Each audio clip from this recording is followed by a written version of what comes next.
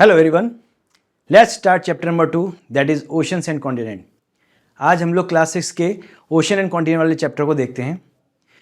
इस चैप्टर के अंदर हम समुद्र के और महाद्वीपों के वितरण के बारे में स्टडी करने वाले हैं। Earth is often called the blue planet because about 71% of its surface is covered with water. Earth को यदि हम लोग सैटेलाइट से देखते हैं, अंतरिक्ष से देखते हैं, तो हमें नीला एक ग्रह नजर आता है। क्यों? क्योंकि अर्थ का 71% एरिया जो है ओशन के द्वारा घिरा हुआ है। और ओशंस में जनरली मेजॉरिटी ऑफ जो ओशंस हैं, मेजॉरिटी क्या है, पूरा ही ओशन जो है आपका सॉल्ट वाटर के रूप में देखा जाता है। अर्थ के ऊपर जो फ्रेश वाटर है वो 2.5% है, जिसमें से ज़्यादातर पानी जो है या तो फ्रोजन फॉर्म में है, ग्लेशियर साइज के रूप में कन्वर्ट हो रहा है, या फिर वो ग्राउंड वाटर या जमीन के अंदर भौम जल के रूप में अवस्थित है। Then we have talking about glaciers and ice caps. जो बड़े बड़े हिमनद होते हैं, जो आइस कैप्स होती हैं, वो 68.7% ऑफ फ्रेश वाटर को कंटेन करती हैं। और जब हम भौम स्तर की बात करते हैं, ग्राउंड वाटर की बात करते हैं, तो 30.1% ग्राउंड वाटर जो है हमारे फ्रेश वाटर ग्रुप में देखा जाता है। अब यदि सरफेस वाटर की बात करें तो झीलें और नदियाँ 1.2% एरिया कवर करती हैं। So this means that the less than 1% of earth water is easily accessible for human use. मतलब 1% से कम पानी ही सिर्फ ह्यूमन यूज़ के लिए अवेलेबल है। अब प्रश्न उठता है कि what are the oceans? So oceans are vast interconnected bodies of salt water that covers most of earth surface. They play a critical role in regulating climate, supporting marine life and influencing the weather pattern. जो oceans हैं वो कई सारी जल राशियों के द्वारा निर्मित, आपस में मिली हुई काफ़ी सारी बड़ी बड़ी जल राशियाँ हैं जो छोटे छोटे ओशंस, बड़े बड़े ओशंस को मिलकर बनाती हैं। और उनमें सब में कॉमन चीज़ ये है कि सब सॉल्ट वाटर की बनी हुई हैं। ठीक है, ये बहुत इंपॉर्टेंट रोल निभाती हैं। यदि हम क्लाइमेट की बात करते हैं, यदि हम लोग मैराइन लाइफ की बात करते हैं, यदि मौसम से संबंधित जितने भी परिवर्तन होते हैं, जितने भी सीज़न आते हैं, उन सब से बात करते हैं, तो ये ओशंस का होना बहुत ज़्यादा ज़रूरी है। अब यदि हम ओशंस की बात करते हैं तो ओशन की डिस्ट्रीब्यूशन की बात कर लेते हैं। So let's start with the Pacific oceans. So Pacific ocean is the deepest and the largest ocean on the world, followed by Atlantic ocean, जो वर्ल्ड का दूसरा सबसे बड़ा समुद्र है, सबसे बड़ा महासागर है, और ये अमेरिका को यूरोप और अफ्रीका से अलग करता है। नंबर 3 पे आता है इंडियन ओशन, जो साउथ एशिया के, जो एशिया के साउथ में है और सबसे गर्म महासागरों में से एक माना जाता है। चौथे नंबर पे आता है दक्षिणी या एंटार्कटिक ओशंस, जो एंटार्कटिक महाद्वीप को चारों तरफ से घेरे हुए। नंबर 5 में बात करते हैं आर्कटिक ओशंस की, जो सबसे छोटा है और बहुत सबसे कम गहरा समुद्र है, जो कहीं ना कहीं आपके उत्तरी ध्रुव पे लोकेटेड है। किस तरह से हम लोग ओशन वाटर की डिस्ट्रीब्यूशन को देखते हैं? There is a 5 oceans distribution water unevenly across the globe. पूरे विश्व के अंदर 5 तरह के ओशंस हैं जिसके हम लोग देखे जाते हैं। तो सबसे बड़ा है पैसिफिक ओशन, जो पूरे महासागर का 46% घेरे हुए है। ठीक है, उसके बाद आता है अटलांटिक ओशन, जो 23% कवर करता है। इंडियन ओशन 20% करता है। सदर्न ओशन जो है आपका 6% करता है, और आर्कटिक ओशन जो है 4% कवर करता है। So the Pacific alone holds more water than all the land masses combined ocean. तो जो जितने भी लैंड मासेस हैं, जितने भी आपके महाद्वीप हैं, उन सबसे ज़्यादा जो पानी है कहीं ना कहीं अटलांटिक ओशन के अंदर देखा जाता है। So oceans are connected forming one massive global ocean system constantly moving through currents, waves and tides which helps to distribute heat and nutrition world wide. So महासागर क्या है? तो महासागर आपस में कनेक्टेड ऐसी जल राशियाँ हैं जो पूरे ग्लोबल सिस्टम को एक यूनिफॉर्म वे में कहीं ना कहीं कनेक्ट करती हैं। और वो जनरली जो भी समुद्री धाराएँ हैं, जो भी समुद्री लहरें हैं, और जितने भी आपका ज्वार भाटाएँ आते हैं, उनको सर्कुलेट करने में, मेंटेन करने में हेल्प करती हैं। ठीक है, और इनके साथ ही साथ वर्ल्ड के अंदर जितना भी न्यूट्रिशन है, जितना भी लवण की मात्रा है, जितने भी आपकी न्यूट्रिशन की मात्रा है, वो all over the area distribute की जाती है। अब प्रश्न उठता है कि व्हाट आर द कॉन्टिनेंट्स, कि महाद्वीप क्या होते हैं? So continent is a large continuous mass of land that is typically separated by oceans. There are 7 continents on the earth. हम लोग 7 कॉन्टिनेंट्स की बात करते हैं जो अर्थ पे कहीं ना कहीं विद्यमान है। एशिया, अफ्रीका, उत्तरी अमेरिका, दक्षिणी America, Antarctica, Europe and Australia. These land masses host diverse ecosystem, culture and geographical features. इन सभी महाद्वीपों के अंदर अलग अलग तरह के इकोसिस्टम है, अलग अलग तरह की संस्कृति हैं, और अलग अलग तरह के भौगोलिक लक्षण दिखाई देते हैं। डिस्ट्रीब्यूशन ऑफ कॉन्टिनेंट की हम बात करते हैं कि कॉन्टिनेंट कौन कौन से कॉन्टिनेंट कहाँ कहाँ हैं। जिसमें हम बात करते हैं सबसे पहले एशिया की, जो लार्जेस्ट कॉन्टिनेंट है और ये यूरोप से कनेक्टेड है। कभी कभी हम यूरोप और एशिया को एक साथ मिलकर यूरेशिया भी कहते हैं। दूसरे नंबर पर अफ्रीका आता है, जो यूरोप के दक्षिण में स्थित है, और यह अटलांटिक और इंडियन ओशंस के बॉर्डर के अंदर समाहित होता है। तीसरे नंबर पे हम बात करते हैं उत्तरी अमेरिका की, जो कि पश्चिमी उत्तरार्ध के अंदर कनेक्टेड है, और वो साउथ अमेरिका के साथ, सेंट्रल एशिया के साथ अपनी बाउंड्री शेयर करता है। चौथे नंबर में बात करते हैं साउथ अमेरिका की, सदर्न हेमिस्फीयर जो कि दक्षिण गोलार्ध के अंदर है और bordered by the Atlantic and Pacific ocean, जिसके आगे मतलब पूर्व में अटलांटिक ओशन और पश्चिम में जो है पैसिफिक ओशन है। पाँचवें नंबर पे हम बात करते हैं एंटार्क्टिका की। It is a land mass centre by the southern pole covered in the ice. पूरी तरह से हिमाच्छादित है, पूरी तरह से इसके अंदर बर्फ के ढके हुए पूरा लैंड दिखा जाता है। यूरोप की बात करते हैं तो यूरोप जो है अपना लैंड मास शेयर करता है एशिया के साथ, बट ये जो जनरली सेपरेटेड नहीं माना जाता। कुछ कुछ लोग इसको सेपरेट करते हैं, कुछ कुछ सेपरेट नहीं करते हैं, पर संस्कृति और ऐतिहासिक तौर पर ये दूसरे महाद्वीपों से अलग है। नंबर 5 पे आता है ऑस्ट्रेलिया, जो सबसे छोटा महाद्वीप माना जाता है और एक आइसोलेटेड, एक अकेला महाद्वीप है जो सदर्न हेमिस्फीयर के अंदर सबसे बड़ा कंट्री और सबसे बड़ा कहीं ना कहीं जो है एक कंट्री वाला, एक देश वाला महाद्वीप माना जाता है जो चारों तरफ से समुद्र से घिरा हुआ है। सो अगला प्रश्न खड़ा होता है कि हाउ डिड कॉन्टिनेंट फॉर्म, तो महाद्वीपों का निर्माण कैसे हुआ। So continent form through a geological process over billions of years. ऐसा माना जाता है कि जो पृथ्वी की आयु है 4.6 बिलियन ईयर्स पहले की मानी जाती है, कि फिक्स 4.6 बिलियन ईयर्स पहले हमारी पृथ्वी का निर्माण हुआ था। सो उसके पीछे कुछ और भी कारण है जिसको हम देखते हैं। पहला कारण है अर्थ अर्ली क्रस्ट।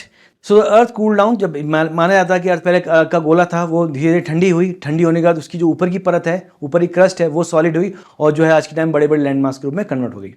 दूसरी हम लोग पहलू लेते हैं वो है प्लेट टेक्टोनिक्स का, जो अर्थ के लिथोस्फीयर से संबंधित है और कहीं ना कहीं अर्थ के लिथोस्फीयर को, ऊपर की चट्टानों को कई तरह की टेक्टोनिक प्लेट्स में कन्वर्ट करता है। बड़ी क्लास में आप पढ़ेंगे conversion plate boundaries, diversion plate boundaries, transfer plate boundaries. So tectonic plates that float on the semi fluid mantle, जो एथनोस्फीयर के रूप में हम देखते हैं। These plates move, collide and break apart shaping continents. तो जो प्लेट्स हैं आपस में टकराती हैं, अलग होती हैं, साइड पैरेलल पॉइंट में कहीं ना कहीं चलती हैं, जो कहीं ना कहीं अलग तरह के लैंडफॉर्म्स बनाती हैं। अगला पॉइंट हम देखते हैं super continents and breakups. So continents have merged and split multiple times. For example Pangaea, जिसकी एज हम मानते हैं 335 मिलियन से पहले की हम बात करते हैं, was used to be called a super continent that eventually broke apart giving rise to the today's continent. Pangaea टूटा और कहीं कॉन्टिनेंट में कन्वर्ट हो गया, जिसका मूवमेंट अलग डायरेक्शन में हुआ। प्रेजेंटली हम उसको अलग अलग महाद्वीपों के नाम से जानते हैं। चौथे पॉइंट की बात करते हैं तो माउंटेन बिल्डिंग प्रोसेस या वोल्केनिज्म। ठीक है, ज्वालामुखी और पर्वत निर्माणकारी शक्तियां क्या क्या थी। So colliding earth plates form mountains like the Himalayas, जिसमें कन्वर्जन प्लेट बॉडीज मिली तो कहीं ना कहीं हिमालयन फोल्ड माउंटेन कन्वर्ट हुए। And the volcanic activities creates new landforms like igneous rocks, और कहीं ना कहीं आपकी जो भी प्लेटोज फॉर्म है वो वोल्केनिक एक्टिविटी का ही रिजल्ट है। Next point is erosion and deposition. So over millions of years natural forces like wind, water and ice shape the land. आप बड़ी क्लास में आगे पढ़ेंगे ये इसके बारे में कि मिलियन ईयर से लगातार जो रिवर है वो वैलीज बना रही है, डिपोजिशन करके डेल्टा बना रही है, आइस बड़े बड़े मोरेंस बना रहे हैं। ठीक है, विंड से कहीं ना कहीं मशरूम रॉक जैसे स्ट्रक्चर खड़े हो रहे हैं। तो ये कहीं ना कहीं वो फैक्टर्स हैं जो इरोजन कर करके नई तरह की इरोजनल और डिपोजिशनल स्ट्रक्चर अर्थ पे बनाते जा रहे हैं।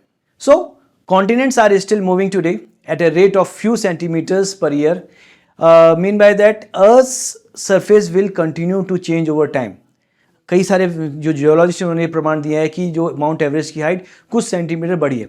इसका मतलब क्या है कि जब यूरेशियन प्लेट और इंडियन प्लेट आपस में कोलाइड करती है तो फोल्ड होने की वजह से इंडियन प्लेट नीचे चली जाती है और फोल्ड माउंटेन्स अपनी हाइट को और गेन करते चले आ रहे हैं, जिसकी वजह से ये जो फैक्ट है कि माउंट एवरेस्ट की हाइट बढ़ी है ये कहीं ना कहीं सही प्रतीत होती है। Now take the another point, ocean impact on the human life. किस तरह से ओशन जो है ह्यूमन लाइफ को प्रभावित करते हैं। Oceans have a profound impact on human life, influencing everything from climate and weather to food, livelihood, and even mental well-being.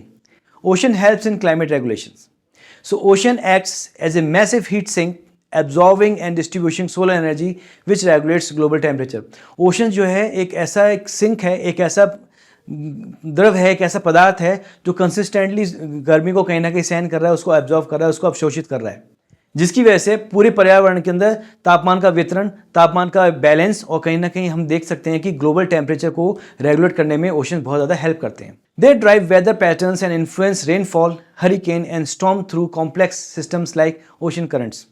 Ocean current जो समुद्र के ऊपर बहती हैं, जिसमें हम लोग देख सकते हैं कि खुद उदाहरण देना चाहूँगा मैं आपको, गल्फ स्ट्रीम और कोलोराडो जो स्ट्रीम है वो अलग अलग नेचर की स्ट्रीम होती हैं और जो आपस में मर्ज करती हैं तो बहुत एक अच्छा प्लेजेंट एटमॉस्फेयर क्रिएट करती हैं, जिसकी वजह से ग्रांड बैंक, डॉगर बैंक जैसे बड़े बड़े फिश मिनरल टैंक्स आपको वर्ल्ड में कहीं ना कहीं मिलते हैं। क्योंकि ओशंस के अंदर बहुत ज़्यादा अमाउंट में पानी होता है और टेम्परेचर की वजह से पानी जलवाष्प में कन्वर्ट होता है, तो कई तरह की rainfalls, hurricanes, storm surge, tornadoes, इस तरह की एक्टिविटी आपको वर्ल्ड में हर जगह देखने को मिलती है। Now oceans and carbon cycle. Phytoplankton in oceans produce over 50% of Earth's oxygen through photosynthesis. प्रकाश संश्लेषण की प्रक्रिया में 50% से ज़्यादा ऑक्सीजन जो है समुद्र के अंदर उपस्थित फोटोप्लैंक्टन की वजह से जो है जनरेट होती है, उन्हीं से उत्पन्न होती है. Ocean also absorbs about 30% of human-made carbon dioxide, helping to mitigate climate change. Through this leads to ocean acidification. हमारे महासागर विश्व की 30% कार्बन डाइऑक्साइड को अब्जॉर्व करते हैं, अवशोषित करते हैं, जो एक क्लाइमेट चेंज के अंदर बहुत एक सकारात्मक पहलू है. बट जिसका एक अलग असर ये होता है कि कार्बन डाइऑक्साइड के ऑब्जॉर्प्शन की वजह से ओशंस के अंदर एसिडिफिकेशन बहुत ज़्यादा हो जाता है. अब हम बात करते हैं ओशंस का impact on food and resources. So oceans are a vital source of protein supporting billions of people globally through fisheries and aquaculture. They provide raw materials, minerals and even potential medicines with marine organisms with being studied for new pharmaceuticals. कहने का मतलब है कि oceans fish produce करती हैं जिसके माध्यम से वर्ल्ड को बहुत ज़्यादा प्रोटीन का सोर्स मिल जाता है, और फिशेस के साथ साथ वहाँ एक्वाकल्चर होते हैं जो कई तरह के ओशन बाय प्रोडक्ट्स को हम लोग as a food, as a supplement के रूप में यूज़ करते हैं. इसके साथ साथ कई तरह मिनरल्स हैं, कई तरह के मटेरियल्स हैं, और इवन कई सारी की पोटेंशियल मेडिसिन हैं जो कहीं ना कहीं ओशंस के द्वारा स्टडी की गई हैं और उसके द्वारा एक्सट्रैक्शन करके हम लोग फार्मास्यूटिकल वर्ल्ड को बहुत ज़्यादा मेडिसिन के रूप में नए नए एलिमेंट दे भी रहे हैं. Now role of ocean in the economy and livelihood. So coastal and marine tourism, shipping and fishing industries sustain. Coastal and marine tourism, shipping and fishing industries sustain the livelihood of millions. Ports and maritime trade connects global economies, enabling the exchange of goods and resources. तो जिस तरह हम देख सकते हैं कि समुद्र जो है सिर्फ अंतर्राष्ट्रीय व्यापार को प्रोत्साहन नहीं करते, इसके द्वारा कई लोगों को रोजगार भी मिलता है. तो कई तरह से चाहे आपका टूरिज्म हो, चाहे रिक्रिएशनल एक्टिविटी हो, चाहे व्यापार हो, जो ओशन से बहुत महत्वपूर्ण रोल अदा करते हैं वर्ल्ड इकोनॉमी और वर्ल्ड रिक्रिएशनल एक्टिविटी के अंदर. अब हम बात करते हैं सांस्कृतिक और मनोरंजक पहलुओं की जो ओशंस के थ्रू हमें प्राप्त होता है. Oceans have deep culture significance of many coastal communities shaping traditions, spirituality and identity. हमारे हिंदुस्तान में देखिए कि श्री राम द्वारा जब लंका प्रसंग स्टार्ट होता है तो श्री राम द्वारा समुद्र के ऊपर एक पुल का निर्माण किया जाता है जो कहीं ना कहीं हर तरह से हमारी कल्चर एक्टिविटी के अंदर आता भी है. और they offers recreational opportunities like surfing, diving and sailing. कई यूरोपियन और वेस्टर्न कंट्रीज़ के अंदर सर्फिंग, सेलिंग और डाइविंग बहुत पॉपुलर एक्टिविटी है जो समुद्र के अंदर की जाती है. और ये सिर्फ आपको मनोरंजन नहीं प्रोवाइड करती, ये आपके मानसिक विकास के लिए भी बहुत ज़्यादा हेल्पफुल है. Now the coastal protection and the biodiversity, जो कि ओशंस के अंदर होने वाली एक इंपॉर्टेंट पहलू है जिसको हमें स्टडी करना बहुत ज़्यादा अनिवार्य है. So coral reefs, mangroves and wetlands act as a natural buffers protecting coast lines from erosion and storm surges.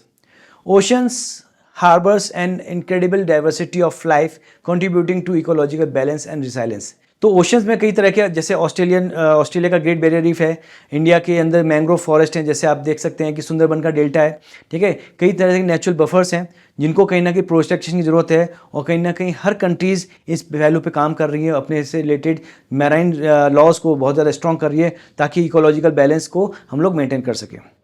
Now comes the challenges and associated human impact. So despite these benefits, human activities are stressing ocean ecosystem. Pollution, overfishing and climate change threatens marine life and the coastal communities. जितनी भी oceans के किनारे coastal cities है वो environment के साथ साथ oceans को भी बहुत ज़्यादा पॉल्यूट कर रही हैं. मुंबई, चेन्नई, कोची, ये वो मेजर सिटीज़ हैं इंडिया की जिसके आसपास आप बहुत सारा कोस्टल पॉल्यूशन देख सकते हैं. और अफ्रीका और खासकर बहुत सारे जो अंडर डेवलप कंट्रीज़ हैं उसके अंदर ओवर फिशिंग भी एक्टिविटी देखी गई है, जहाँ पे हम ओशन रिसोर्सेज को बहुत ज़्यादा एक्सप्लॉइट या ओवर एक्सप्लॉइट कर रहे हैं. That is also a threatening conditions जो मैराइन लाइफ के लिए बहुत ज़्यादा चैलेंज क्रिएट कर सकती है. So protecting the oceans is not just an environmental cause, it's a vital for future of the humanity. यदि हम अपने ओशंस को प्रोटेक्ट कर पाएंगे तभी हम भविष्य में मानवता को भी प्रोटेक्ट कर सकते हैं. So continents have a huge impact on human life, shaping everything from the culture, the history of climate and resources. Let's study in detail. यदि हम बात करते हैं कि किस तरह पश्चिमी ताकतें हिंदुस्तान के अंदर आनी शुरू हुई, तो उसमें ओशंस का बहुत बड़ा रोल है. आप देख सकते हैं, आपने यदि पढ़ा होगा तो आपको मालूम होगा कि वास्को डी गामा पहले यूरोपियन थे जो ओशन के थ्रू इंडिया पे आए थे. अब उन्होंने एक रास्ता खोल दिया तो एक ओशन सबसे सस्ता, सबसे आसान, एक सुगम रास्ता बन गया यूरोपियंस के लिए कि वो यूरोप से इंडिया आराम से आ सकते थे. इसके बाद कई सारी European powers like Portuguese, Dutch और खासकर ब्रिटिश इंडिया आए, उन्होंने इंडिया को अपनी कॉलोनी बनाया. सिर्फ इंडिया ही नहीं, साउथ एशिया और अफ्रीका के कई सारे कंट्रीज़ को अपनी कॉलोनी बनाने में ओशन रूट्स का बहुत ज़्यादा रोल दिखता है. So continents have huge impact on human life, shaping everything from culture and history to climate and resource. Let's study in detail. Number 1, geography and climate. The size, shape and the location of continents influence climate patterns which affect agriculture, biodiversity and livability. For example, Africa's equatorial position gives its vast tropical regions, while Europe's temperate zone supports early agriculture. कहने का तात्पर्य है किसी भी महाद्वीप का जो size होता है, उसकी शेप होती है, उसके कल्चरल, उसके एग्रीकल्चर, उसकी बायोडाइवर्सिटी को प्रभावित करती है. अफ्रीका महाद्वीप की यदि हम उदाहरण के रूप में बात करते हैं तो उसका जो विषुवतीय प्रदेश है वो जितना बड़ा है वही उसके ट्रॉपिकल रीजन को कहीं ना कहीं शो भी करता है और उसको दिखाने में बहुत बड़ी भूमिका महसूस कराता है, उसकी भूमिका को दर्शाता है. यूरोप की बात करें तो उसका जो ठंडा रीजन है, जो टेम्परेट जोन है, वही उसकी एग्रीकल्चर को आगे बढ़ाने में हेल्प करता है. Point number 2, natural resources. So continents provide resources like minerals, forest, fresh water and fertile lands. These resources have fueled human development, economies and even conflicts. For instance, Northern America's rich soil and coal reserves helped it become a global agricultural and industrial powerhouses. यदि हम प्राकृतिक संसाधनों की बात करते हैं तो जो महाद्वीप हैं वो महाद्वीपों के अंदर बहुत सारे रिजर्व होते हैं, बहुत सारे भंडार होते हैं, कई तरह के खनिजों के, कई तरह के फॉरेस्ट बाय प्रोडक्ट्स के, कई तरह के वन पाए जाते हैं, कई तरह के फ्रेश वाटर रिसोर्स पाए जाते हैं और कई तरह के मैदान पाए जाते हैं. इस पर कृषि संभव है. कहने का तात्पर्य है कि जो भी संसाधन है वो हर देश को एक महान संसाधन, महान कंट्री बनाने में हेल्प करते हैं. उदाहरण के रूप में आप देख सकते हैं कि अमेरिका के अंदर पाए जाने वाली जो मिट्टियाँ हैं वो उत्तम क्वालिटी की मिट्टियाँ हैं और उसके साथ साथ जो आपके कोल रिजर्व्स हैं अमेरिका के अंदर वो अमेरिका को एग्रीकल्चर और इंडस्ट्रियल सुपर पावर बनाने में बहुत ज़्यादा हेल्प करते हैं. अगला पॉइंट है माइग्रेशन एंड ह्यूमन इवोल्यूशन. तो हम लोग जब बात करते हैं कि माइग्रेशन की, तो माइग्रेशन का मतलब यह है कि जब एक ह्यूमन सभ्यता, जब कुछ ग्रुप ऑफ पीपल एक जगह से दूसरी जगह स्थानांतरित होते हैं. So human evolution and migration were largely shaped by the continental geography. Africa is considered to be the cradle of humanity and land bridges like the Bering Strait enable migration to new lands. जो महाद्वीपीय भूगोल है वो human विकास को और migration को बहुत ज़्यादा प्रभावित करता है. अफ्रीका को जो कि क्रेडल ऑफ ह्यूमैनिटी के नाम से जाना जाता है, ये मानवता के विकास में एक बहुत महत्वपूर्ण भूमिका निभाता है. अगले पॉइंट की तरफ आते हैं, that is culture and diversity, संस्कृति और विविधता. Physical barriers like mountains and oceans separate populations leading two distinct culture, language and belief system. For example, the Himalaya isolates south Asia. Himalaya एक ऐसा महान माउंटेन है जो चाइनीज़ कल्चर और इंडियन कल्चर को अलग करता है. पश्चिम में अरब सागर है, दक्षिण में हिंद महासागर है और पूर्व में आपके बंगाल की खाड़ी है, जो भारत को दूसरे देशों की कल्चरल आइडेंटिटी से अलग करता है. तो ये नेचुरल बैरियर्स होते हैं जो आपकी कल्चरल आइडेंटिटी को आइसोलेट करने में, मेंटेन करने में हेल्प करते हैं. अगला बिंदु है ट्रेड एंड ग्लोबलाइजेशन. इसका मतलब है व्यापार और वैश्वीकरण. So continents shape and influence trade routes. For example, Europe's intent coastlines made way to natural harbors, boosting sea trades, while Eurasia's vast steppe allowed overland trade like Silk Route and flourish. तो जितने भी आपके महासागर होते हैं वो एक अंतर्राष्ट्रीय ट्रेड ट्रांसपोर्टेशन का काम करते हैं. साथ ही साथ स्थल मार्ग के रूप में जो भी आपके दर्रे होते हैं, जैसे बड़े बड़े बोलान दर्रा हो गया या आपका खैबर दर्रा हो गया, ये दो कॉन्टिनेंट्स की सभ्यता को जोड़ने का एक माध्यम प्रोवाइड करते हैं, एक मोड ऑफ ट्रांसपोर्टेशन प्रोवाइड करते हैं. अगला बिंदु है natural disasters and risk. So continental positions have also resulted in natural disasters. Asia and the Pacific face frequent earthquakes and tsunami due to tectonic activities. While North America experienced hurricanes and tornadoes due to atmospheric dynamics, the rest of the part of the Asia, predominantly the coastal region of Pacific Ocean, this area experiences the huge amount of earthquake and volcanic activities. कहने का मतलब यह है कि जितने भी continents होते हैं उनकी अपनी एक चुनौतियाँ होती हैं. उत्तर अमेरिका के अंदर टॉर्नेडोज, हरिकन जैसी जो है एटमॉस्फेरिक कंडीशंस कई बार क्रिएट होती हैं जो बहुत ज़्यादा नुकसान लेके आती हैं. कुछ जगह अफ्रीका के अंदर या ऐसी जगह जहाँ टेक्टोनिक एक्टिविटी होती है, बहुत सारे अर्थक्वेक्स और वोल्केनो आते हैं. और यदि हम बात करते हैं कि द रिम ऑफ फायर, जो कि कहीं ना कहीं आपको शो करता है the coastal area of Pacific ocean, वो कंसिस्टेंट अर्थक्वेक और वोल्केनिक एक्टिविटी को शो करता है. Next point is political and economic power. So the distribution of land and resources had influenced global power dynamics. Europe's many nations and their proximity to other continents led to early explorations and colonizations, shaping modern geopolitics. हर continent, हर देश के अंदर एक unique feature होता है, उनके अपने यूनिक रिसोर्सेज होते हैं जो उसके आसपास के देशों के लिए एक चुनौती प्रस्तुत कर सकते हैं। हर देश दूसरे देशों के रिसोर्सेज को लेना चाहता है और उसी से कहीं ना कहीं नए विवाद स्टार्ट होते हैं। ये विवाद जब अंतर्राष्ट्रीय पटल पे आते हैं तो उसको हम लोग जियोपॉलिटिक्स के नाम जाना जाता है। महाद्वीपीय स्तर पे हम देखा जाता है कि कहीं बहुत ज़्यादा आपके एग्रीकल्चर फील्ड हैं, तो कहीं बहुत ज़्यादा आपके नेचुरल रिसोर्सेज हैं जिसमें फॉसिल फ्यूल्स देखा जाता है। फॉसिल फ्यूल का एक्सप्लोरेशन करना एक अपने आप में बहुत बड़ा चुनौती है और ग्लोबल लेवल पे इस तरह के रिसोर्स का डिस्ट्रीब्यूशन अपने आप में कई सारे कॉन्फ्लिक्ट क्रिएट करता है। तो इस तरह के कॉन्फ्लिक्ट जो ग्लोबल लेवल पर क्रिएट होते हैं उसको हम लोग जियोपॉलिटिक्स के अंदर डिस्कस करते हैं। तो कॉन्टिनेंट्स की वजह से और उनके अंदर पाए जाने वाले अनइवन डिस्ट्रीब्यूशन रिसोर्सेज की वजह से भी कहीं ना कहीं आपके ये कॉन्फ्लिक्ट क्रिएट होते हैं।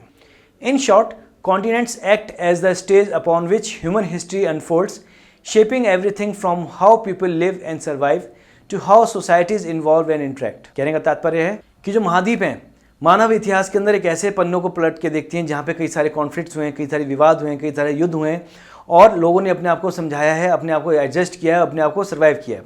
Now oceans and disasters are closely linked.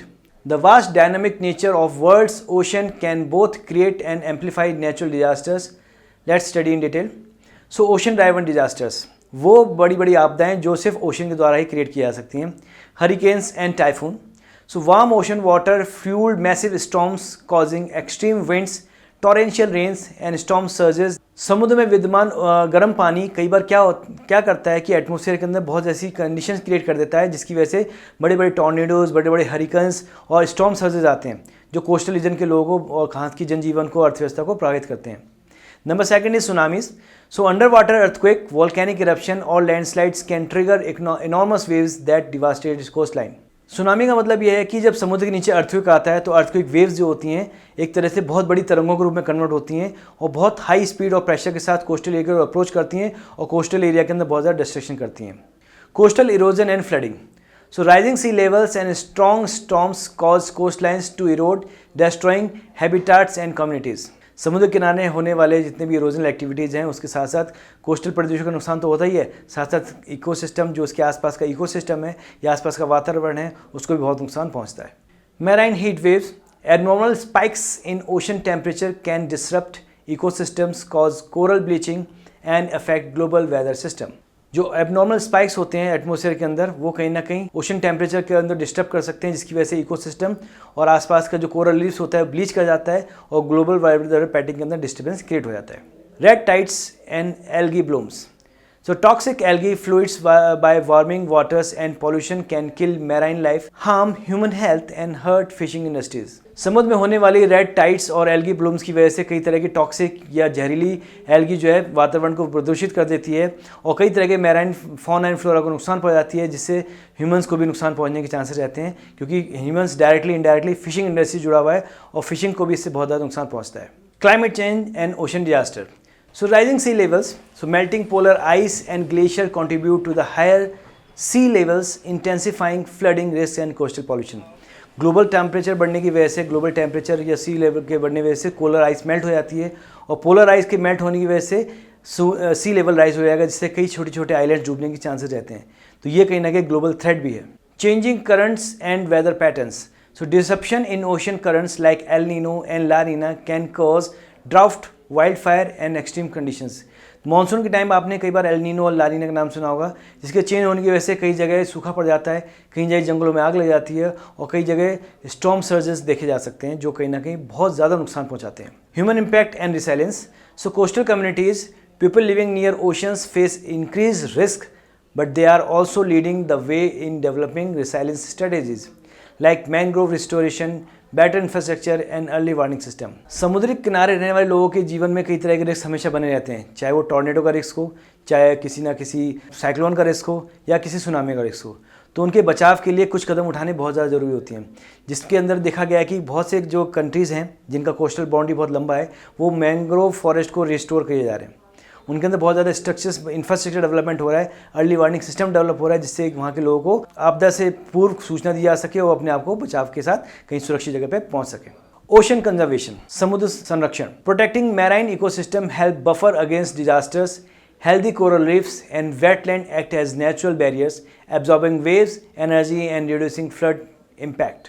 अब ज़रूरत यह है कि हमें समुद्री इकोसिस्टम को प्रोटेक्ट करना चाहिए, एक बफर जोन बनाना चाहिए ताकि डिजास्टर और कहीं ना कहीं बहुत होने वाले सुनामी से इम्पैक्ट होने वाले एरिया को सुरक्षित किया जा सकते, कोरल रीफ्स की जो हेल्थ को सुरक्षा प्रदान किया जा सकते, जो समुद्र किनारे वेटलैंड्स हैं, आर्द्र भूमियाँ हैं, उनको सुरक्षित करने के लिए कुछ ना कुछ उपाय किए जाने चाहिए। Let's start the exercise of chapter 2 that is oceans and continents. Start करते हैं हम कीवर्ड के साथ। तो कीवर्ड्स में पहला है oceans, large water bodies on earth surface. Earth surface पाए जाने वाली सबसे महान विशाल जल राशि को हम लोग महासागर कहते हैं। नंबर 2 है लैंडमार्क्स, भूखंड, the large bodies of land, भूमि के बहुत बड़े टुकड़े को हम लोग लैंडमार्क्स कहते हैं।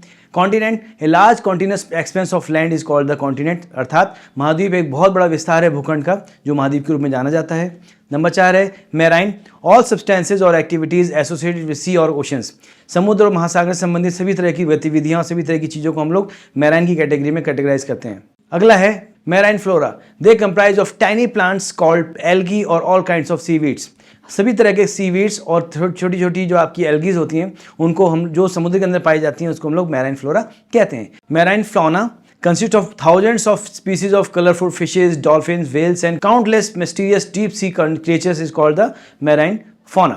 मतलब समुद्र के अंदर पाए जाने जितने तरह के जीव जंतु होते हैं उन सबको, चाहे वेल्स हो चाहे शार्क हो, सब कुछ जो है मैराइन फौना के अंदर कैटेगराइज किया जाता है। अगला है आइलैंड्स, दैट इज द्वीप, piece of land surrounded by water on all sides. किसी एक भूखंड के जब चारों तरफ पानी होता है, वो चारों तरफ पानी से घिरा होता है, उसको हम लोग द्वीप कहते हैं। वाटर साइकिल, जल चक्र, so circulation of water in lithosphere, atmosphere and hydrosphere is called the water cycle. Water cycle का मतलब ये जल का परिसंचरण जब आपका लिथोस्फेयर में होता है, एटमोस्फेयर में होता है और आपके हाइड्रोस्फेयर में होता है, उसको हम लोग जल चक्र कहते हैं। Now let's start with the multiple choice questions. MCQ के रूप में हम लोग नई एक्सरसाइज स्टार्ट करते हैं, चलिए देखते हैं। पहला question number 1, which among the following is not a part of oceans? Options are sea, bay, gulf और लेक। तो लेक इज द आंसर, क्योंकि लेक जो है आपकी महाद्वीपों पे पाई जाती है, स्थलखंड पे पाई जाती है। Next question, which is the largest ocean of the world? Pacific, Atlantic, Arctic, southern. तो आप जानते हैं जो प्रशांत महासागर है वो विश्व का सबसे बड़ा महासागर है, तो आंसर होगा आपका Pacific, A. Which among the following is considered as the largest continent? इनमें से कौन सा जो महाद्वीप है सबसे बड़ा है? Antarctic, Eurasia, Africa and Australia. हम जानते हैं यूरेशिया यूरोप और एशिया का संगम है, इसलिए यूरेशिया जो है आपका सही आंसर है, दैट इज बी। अगला प्रश्न, which among the following is the true? इनमें से कौन सी चीज सही है? Greenland is the largest island of the world, Africa is the largest continent, Indian ocean is the largest ocean, bay of gulf covers the bigger of the ocean oceans. देखिए Africa largest continent नहीं है, Indian ocean third largest ocean है, bay और gulf cover bigger than the oceans, ocean से बड़ा कुछ होता ही नहीं है। इसका मतलब जो ऑप्शन नंबर 1 है that is Greenland is the largest continent of the world. Which among the following sequence is rightly arranged? निम्न से कौन सा सीक्वेंस है सबसे अच्छी तरह सही तरीके से अरेंज किया गया है? Options are first, Pacific ocean is greater than Atlantic ocean is greater than Indian ocean, और ये सीक्वेंस बिल्कुल ठीक है क्योंकि सबसे नंबर 1 पे आता है पैसिफिक ओशन, प्रशांत महासागर, उसके बाद अटलांटिक महासागर, उसके बाद हिंद महासागर। यदि हम और ऑप्शन को देखें तो उसमें इस सीक्वेंस को नहीं दिया होगा, तो हम बिना देखे कह सकते हैं कि हमारा option A is the right answer. Question number 6 is, what is the main source of water on the land?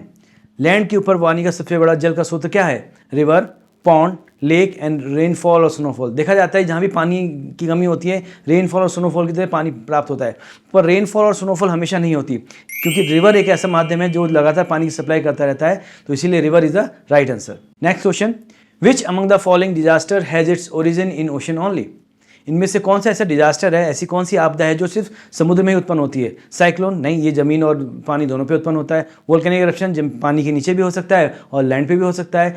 Earthquake दोनों जगह हो सकता है। सुनामी ही एक ऐसा डिजास्टर है जो समुद्र के नीचे उत्पन्न होने वाले अर्थक्वेक की वजह से ओरिजिन होता है, तो right answer is tsunami. Next question, which of the following ocean has witnessed the tsunamis of 26 December 2004? First is Indian Ocean, second is Pacific Ocean, third is Atlantic Ocean, fourth is Southern Ocean. So answer is आपका Indian Ocean, Hind महासागर। Which of the following pair of continents make together Eurasia? निम्नलिखित में से किन दो महाद्वीपों के संगम को हम लोग यूरेशिया कहते हैं? पहला अफ्रीका और यूरोप नहीं, यूरोप और एशिया, जी हाँ यूरोप और एशिया ही सही आंसर है। अफ्रीका और एशिया बिल्कुल नहीं हो सकता और अफ्रीका यूरोप तो दूर तक नहीं हो सकता, तो सही आंसर है आपका यूरोप और एशिया। अगला प्रश्न, how many rings are there in the symbols of Olympic games? Olympic games में कितने रिंग्स देखे गए हैं? तो जाहिर सी बात है 5 कॉन्टिनेंट हैं जिनकी रिंग्स को रिप्रेजेंट किया था, तो आंसर आपका अल्टीमेटली 2 नहीं है, 3 नहीं है, 4 नहीं है, अल्टीमेटली आंसर आपका 5 है। अगला प्रश्न, what is the number of islands present in India? India के अंदर कितने आइलैंड्स हैं जो प्रेजेंट हैं? Option is around 1000, around 1100, around 1200, around 1300. तो the answer is around 1300, the right answer. Where do the Andaman Nicobar islands lie? Option वर in Indian oceans, B in Arabian sea the Persian gulf, और D the bay of Bengal. तो Andaman Nicobar islands हमारे बे of Bengal के अंदर situated है. Next question, where do the Lakshadweep islands lie? Lakshadweep islands, Lakshadweep समूह आपका कहाँ, किस महासागर के अंदर उपस्थित है? इसका आंसर है इन द इंडियन ओशन, नहीं. In Arabian sea, yes. In Persian gulf, नहीं. In the bay of Bengal, no. तो सही आंसर है इसका द अरब सागर. Question number 14, in which year was the Indian Antarctic program launched? In 1971, 1981, 1991 और 2001. The right answer is 1981. Next question, which among the following are known as the planet's lung? Number 1, ocean fauna, all the creatures under the oceans. Number B, ocean flora, all the plant life under the oceans, lakes and rivers. The right answer is ocean flora, all plant life under the oceans.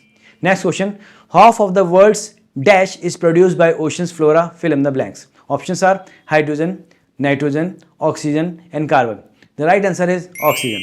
Next question, which among the following is the most suitable route for trade and migration from continent to continent?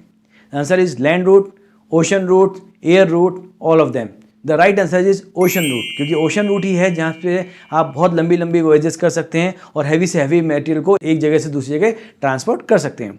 Next question, most of the cultural tales and legends are related to which land forms? Number 1, tree. Number 2, mountains. Number 3, sea. And number 4, desert. The answer is mountains. Next, which is the major cause of marine pollution? Paper, rubber, plastic, iron. As you know, the right answer is plastic. Next question, which continent is known as the frozen continent? और जाहिर सी बात है आप लोग Antarctica को बिना देखे हम आंसर कर सकते हैं.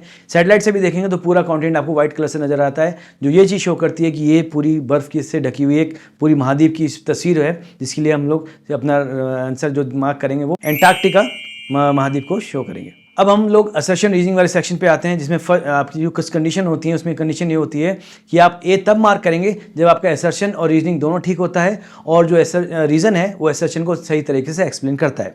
बी आप तब मार्क करेंगे जब असर्शन और रीज़न दोनों ठीक हैं बट रीज़न सही तरीके से असर्शन को एक्सप्लेन नहीं कर पाता है. सी आप तब मार्क करेंगे जब असर्शन तो सही है पर आपका रीज़न गलत है. और डी आप तब मार्क करेंगे जब असर्शन आपका गलत है और रीज़न उसका सही है. नंबर 1 है कि 5 rings of Olympic represent 5 different continents. इसके लिए रीज़न क्या दिया उन्होंने कि these 5 rings have 5 different colours. देखिए असर्शन और रीजन अपनी तरह के दोनों ठीक है बट कहीं ना कहीं रीज़न अपने असर्शन को सही से सपोर्ट नहीं कर पा रहा है, तो इसका आंसर हमारा होगा बी. दूसरे असर्शन पे आते हैं तो असर्शन कहता है कि Andaman and Nicobar island exit in bay of Bengal. ये बिल्कुल ठीक लग रहा है. और इसका रीज़न क्या दिया कि Andaman and Nicobar came under the territory of Bangladesh. नहीं, they are the part of integrated India. तो ये आपका रीज़न गलत है, तो ऑप्शन सी हमारा आंसर होगा. क्वेश्चन नंबर 3 पे हम जाते हैं. असर्शन है NDMA that is National Disaster Management Authority was working on the large scale during the Christmas weekend of 2004. जाहिर सी बात है क्रिसमस आपका 21 दिसंबर को आता है, उसकी वीकेंड को हम लोग पूरे हफ्ते को 25 ऑनवर्ड्स कह सकते हैं, तो लास्ट वीक ऑफ दिसंबर बिल्कुल ठीक बोला गया है 2004. और इसका रीज़न ये दिया है कि India faced ocean based disaster on 26 December 2004. ये आंसर बिल्कुल ठीक है क्योंकि उस समय सुनामी आई थी और सुनामी की वजह से 26 दिसंबर 2004 को बहुत बड़ा डिजास्टर अकर हुआ था, तो इसका रीज़न आपका बिल्कुल ठीक है, तो आंसर ए होगा इसका. क्वेश्चन नंबर 4 असर्शन है Greenland is the largest island of the world. जबकि रीजन है इसका India has 40 scientific basis in the Antarctica. नहीं, यहाँ क्या है 40 साइंटिस्ट को उन्होंने भेजा था एंटार्क्टिका बेसिस पे, साइंटिफिक बेसिस नहीं है. आपका असर्शन ठीक है पर उसका रीजन गलत है. अब हम मूव करते हैं very short type of questions की ओर. Question number 1 is when observe from space what colour do ocean appears like? The answer is blue colour. Question number 2, what percentage of total area on the earth covered by water? The answer is about 2/3 of the earth's surface are area covered by the water. 2/3 का मतलब ये almost 66%. Question number 3, what is the meaning of Shamo Varuna? Shamo Varuna का क्या मतलब है? तो Shamo Varuna is the emblem of the Indian Navy which means be auspicious to us, O Varun. Right? The next question is why is the sea water not useful for land-based creatures? Sea water को हम लोग जो ज़मीन पे महाद्वीप पे लोग रहते हैं उसके लिए यूज़ क्यों नहीं कर सकते? तो आंसर है इसका ocean water can not be utilize due to presence of salt in it. समुद्र पानी के अंदर नमक बहुत ज़्यादा होता है, जिसकी वजह से हम उसको यूज़ नहीं कर सकते। यही वजह है कि हम लोग जो लैंड में रहने वाले लोग हैं समुद्र के पानी को ज़्यादा यूज़ नहीं कर पाते। Next question, what is marine life? समुद्री जीवन क्या होता है? उसका आंसर है कि all short of marine fauna and flora comprises marine life. तो समुद्री जीवन में सभी तरह की महासागरीय वनस्पति और महासागरीय जंतु जगत शामिल होता है, उसको इसीलिए हम उसको मैराइन लाइफ कह सकते हैं। अगला प्रश्न है, what is the main feature of cyclone? चक्रवात का मुख्य लक्षण क्या होता है? तो इसका आंसर है कि strong winds and extreme rainfall are the characteristic feature of the cyclone. चक्रवात का मेन कारण होता है बहुत तेज हवाएं और बहुत हावी मात्रा में वर्षा का होना। अगला प्रश्न है, what is the main source of water supply on the earth land surface? Earth के लैंड सरफेस से सबसे ज्यादा वाटर सप्लाई का सोर्स क्या है? तो उसका उत्तर है rainfall and snowfall on the earth surface are the main source of water in the river. Next question move करते हैं, which day is celebrated as world ocean day? तो उसका आंसर है June 8 is considered as the world ocean day. Next question, what is the white pattern present on the earth when we see the earth from the space? उसका answer है these white patches are clouds। जो हमें आसमान से नजर आते हैं, अंतरिक्ष नजर आते हैं, वो white patches हमें बादल होते हैं। they are evaporated and then cool down from the moisture present in the upper part of the atmosphere। अर्थ पे होने वाले लगातार वाष्पीकरण की वजह से इनका निर्माण होता है और अंतरिक्ष से देखने पे हमें वो व्हाइट पैचेस सिर्फ बादल के रूप में नजर आते हैं। Next question, what is the cause behind the formation of tsunami? Tsunami waves are created due to the formation of strong earthquake और the volcanic eruption on the ocean bottom. समुद्र तल के नीचे बहुत हाई अमाउंट में होने वाले earthquake या वोल्केनिक इरप्शन के परिणाम स्वरूप उठने वाली लहरों को हम लोग सुनामी कहते हैं। अब हम बात करते हैं short question type of answer की। पहला क्वेश्चन है, हाउ सुनामी ओरिजिनेट? कि सुनामी का उद्गम कैसे होता है? उसका अंतर है tsunamis are huge water waves that originate due to the earthquake and volcanic eruption under the ocean. They could travel thousands of kilometers and submerged coastal areas. This caused widespread damage. जो tsunami का उद्गम होता है वो समुद्र के नीचे उत्पन्न होने वाले भूकंप से होता है, जिसकी तरंगें बहुत विशाल होती हैं और स्थल मंडल के अंदर काफ़ी अंदर तक चले जाती हैं, जिसकी वजह से काफ़ी जन धन की हानि हमें देखने को मिलती है। अगला प्रश्न, इलेबोरेट सुनामी ऑफ 2004। 2004 की सुनामी के बारे में कुछ बताइए। तो उसका उत्तर है, on 26 December 2004 tsunami waves originated on the Indian ocean. The epicenter of the earthquake was in Indonesia. The disaster struck 13 countries including Indian state of Tamil Nadu and Kerala. Over 2 lakh people lost their life due to this calamity. तो आप समझ ही गए होंगे कि हिंद महासागर में Indonesia के पास इसका ओरिजिन हुआ था और तमिलनाडु, केरला और हमारे अंडमान निकोबार से ज़्यादा प्रभावित हुए थे और 13 देशों में इसका आतंक छाया गया था। अगला प्रश्न, व्हाट इज यूरेशिया? यूरेशिया क्या है? So Eurasia is a term generally used for the combination of Europe and Asia continent. Except Ural mountains there is no separability, they seem to be a continuous land mass. तो Eurasia Asia और Europe को मिलकर बनने वाला एक शब्द है, जिसमें सिर्फ यूराल पर्वत ही हैं जो इसके बीच में एक अंतर क्रिएट कर सकते हैं। अदरवाइज दूर दूर तक देखिए पता नहीं चलता कि कहाँ यूरोप का अंत होता है, कहाँ एशिया का प्रारंभ होता है। अगला प्रश्न है, व्हाट इज डिजास्टर मैनेजमेंट? आपदा प्रबंधन क्या है? तो आपदा प्रबंधन के बारे में हम जानते हैं कि आपदा प्रबंधन, disaster management is a planning of awareness and mitigation activities from the disaster. एक डिजास्टर से उत्पन्न होने वाले किसी भी नुकसान को प्रति हमारी अवेयरनेस और मिटिगेशन को अचीव करना ही हमारा आपदा प्रबंधन है। कई सारे डिजास्टर के अंदर, for example tsunami, cyclone, earthquake, हम लोग आपदा प्रबंधन के बारे में स्टडी करते हैं, उसको इम्प्लीमेंट भी करते हैं। अब हम बात करते हैं लॉन्ग आंसर टाइप क्वेश्चंस की। तो पहला क्वेश्चन है आपका, explain why earth is considered the abode of the water. इसका आंसर है, life on earth is possible only due to the presence of water. It covers almost 75% of the Earth's surface. Hence, due to the abundance of water found on the Earth, it is called the blue planet. Apart from land surface, the major water bodies are called oceans. It is not true that water on the Earth lies only in the oceans. Water is present on land surface as well. Glaciers, rivers, lakes, atmospheric moisture, and underground water are examples of land-based source of water. Different coastal water bodies associated with the oceans are called sea, bay, and gulf, etc. There are 5 oceans classified as the Pacific, the Atlantic, the Indian, the Arctic, and the Southern Oceans. Although sea water is the salty in nature, still ocean carries various types of marine flora and fauna, which includes various creatures like colorful fish, dolphins, whales, and etc. Now let's move to question number 2. What is the relevance of continent?